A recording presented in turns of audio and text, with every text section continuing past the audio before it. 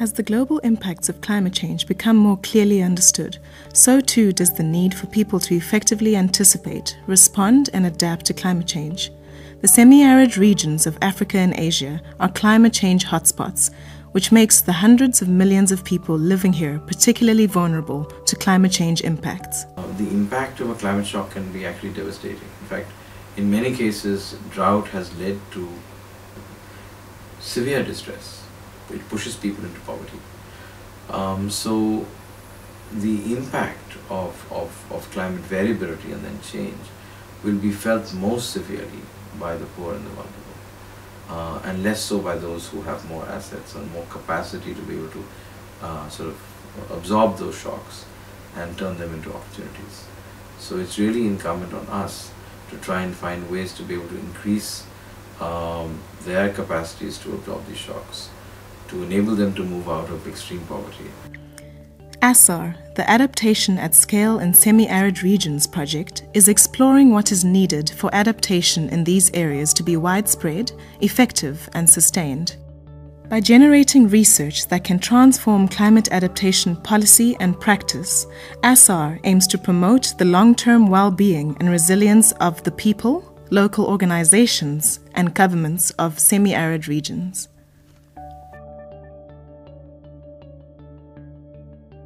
ASSAR is exploring these issues within the context of semi-arid areas, which is what people call a climate change hotspot. In other words, an area that's a geographic sort of environment within which the potential impacts of climate change will be very high, and which is already quite sensitive to climate. So semi-arid areas are hot and dry, so people and the environment there are actually very sensitive to any even small changes in climate.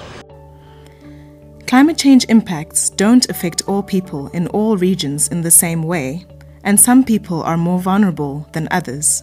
ASSAR is trying to understand the root causes of people's vulnerability, looking at ways that climate pressures combine with social, political, and economic pressures to threaten livelihoods and well-being. One of the reasons that ASSAR excites me is because it includes both the focus on the physical processes and understanding the physical climate change impacts in the regions, as well as then linking to the social side, the people, the livelihoods, the governance of climate risk. If we can stop and understand who is most vulnerable and why, we can then try and reduce vulnerability in the context of climate change and other stresses.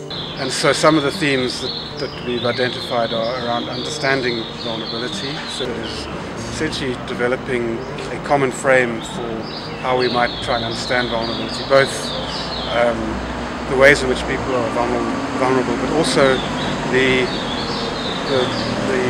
drivers of that vulnerability, both in a local context and in terms of larger scale political, economic and governance drivers of vulnerability. By understanding these vulnerabilities to climate change, we can provide people and policymakers with the information they need to take action that builds up their resilience and addresses the root causes of their vulnerability.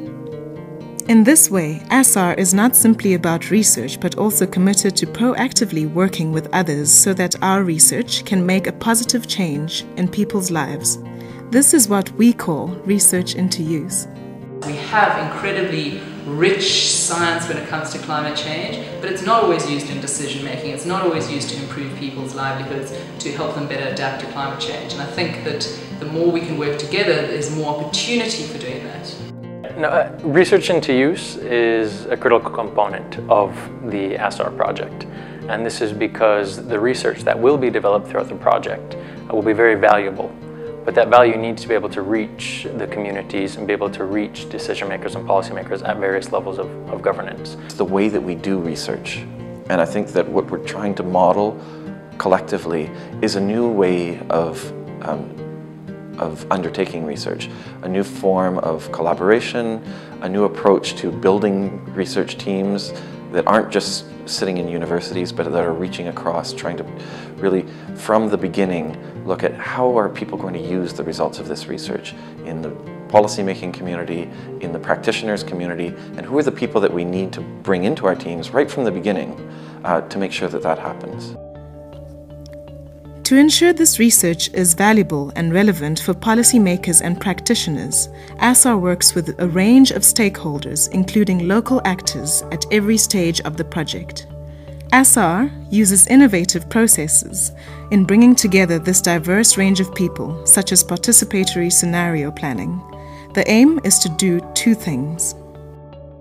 One is to use the research to develop options for future responses that are collectively designed by all stakeholders, and to build capacity of local actors to bring groups together to deal with similar issues that will require a kind of multi-stakeholder conversation.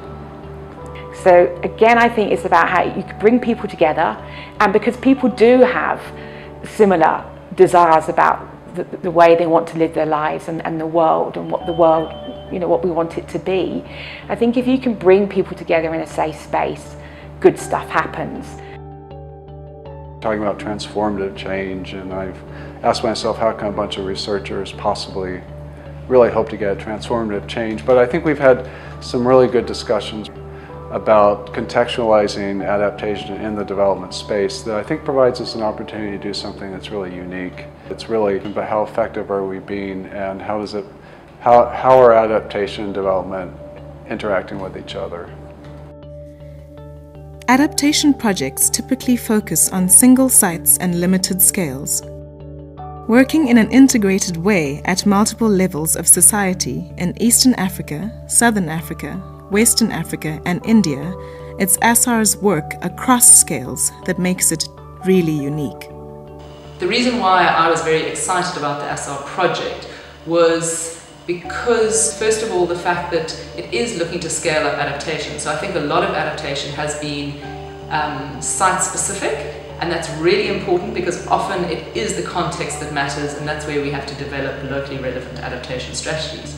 Yet we can't carry on always having locally specific projects where we just work in one area. So this idea of trying to scale up is really exciting to me and something we need to work on. The other reason I'm excited about ASSAR is because it is working across scales. So we're very involved and interested in working with local villages in communities, but we're also interested in understanding what's happening at the district level, and we're interested in understanding what's happening at the national level. And I think that that cross-scalar assessment, interrogation of adaptation, what's working, what isn't, what's happening between scales, how do different scales support each other when it comes to reducing climate risk, hasn't really happened before. So that's really exciting. Understanding these relationships between scales is critical in getting to the heart of what creates barriers or enables effective adaptation to climate change. There are often complex relationships and systems involved in adaptation decision-making. You've got a farmer making a decision to invest in a drip irrigation set at his farm level. The decision is not just because of what he has. There are so many other cross-scalar factors. So does the government have a scheme which has a subsidy for, for allowing him to buy that drip irrigation set? Or does he have networks with, not only within the community, but maybe at the district level? It's not only spatial, it's also temporal. So maybe at some point in the year, he has enough money to buy that. But if that scheme is not available at that time, if you give it in the summer where it's a lean period, he's not got enough money, he's not going to be able to buy that. That one decision around just buying a drip irrigation set becomes, it's so much more complex than, okay, let me go to the market and buy, even if he has the money. So how all this complexity comes together, that's what's interesting. I think by having a research project that's dealing with the scalar issue, having this at the center, I think it's great, yeah. It's really good and important, yeah. ASSAR is one of the flagship projects funded by the Collaborative Adaptation Research Initiative in Africa and Asia program, and is designed to encourage exchange and learning between countries, communities, and different climate change hotspots.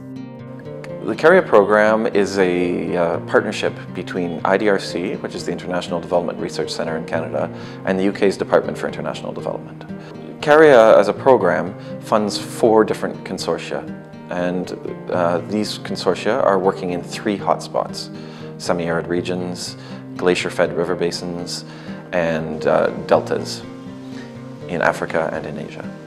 And often we look at these quite independently, but when you think of a diverse country like India, they're all facing different challenges owing to the impacts of climate change and current climate variability.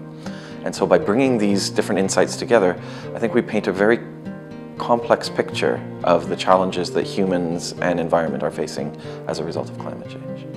The other exciting thing about ASSAR is the fact that we're working across Africa, in West Africa, East Africa, Southern Africa and India, and I think those comparisons are going to be really interesting, and it's really exciting for me for us to learn from other regions in Africa and India, because I think we have a lot to teach each other. I think that we'll have new kinds of comparison between Africa and Asia, between certain regions that haven't emerged before. So it provides us an opportunity to say, what have we learned from a semi-arid region in West Africa that might inform how we should address similar problems that are being felt elsewhere in Asia, for example. And so these opportunities for comparison, for analysis that's cutting across areas that haven't been put side by side for reflection can bring us something very new. To undertake this research, ASSAR brings together some of the top academic, training and practice institutions from around the world. By deepening our understanding of what causes vulnerability, what enables effective adaptation, and the barriers that prevent it, ASSAR is changing the way we respond to climate change. By working together to put this research into practice, ASSAR is helping to secure a sustainable future for people living in semi-arid regions of Africa and Asia. To get involved and find out more, visit our website at assar.uct.ac.za.